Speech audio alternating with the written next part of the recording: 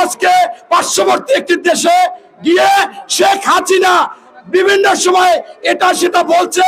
গতকালকে দেখলাম উনি নাকি টুপ করে বাংলাদেশের সুযোগ পেয়ে চলে আসবে। আপনার টুপ করে চলে আসতে হবে না। বাংলাদেশের 18 কোটি মানুষ আপনাকে এই বাংলাদেশে দেখতে চায়। আপনি একজন খুনি, আপনি একজন গুমকারী, আপনি একজন লুটেরা, আপনি একজন দুর্নীতিবাজ।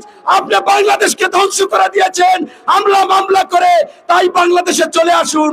এবং আমি শেষ করতে চাচ্ছি এভাবে বলে, দুই একজন লোক বিভিন্ন রকমের কথা বলে এই বাংলাদেশে সর্ববৃহৎ দল বিএনপি, এবং যারা নিহত হয়েছে সবচেয়ে বেশি নিহত হয়েছে এই বিএনপি ছাত্র দল, আহত হয়েছে ছাত্র দল।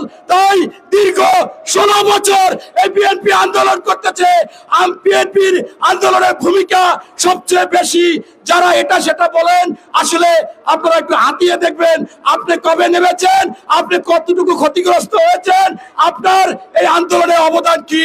তাই বিএনপির প্রত্যেকটা নেতা কর্মী যাদের 50 লক্ষ মামলা ছিল তাদের পিঠ দেয়ালে টিকে যাওয়ার কারণেই তারা নেমেছে এবং জনগণের জন্য নেমেছে। এই বলে আমি আমার বক্তব্য শেষ করছি। আল্লাহ হাফেজ। বাংলাদেশ জিন্দাবাদ।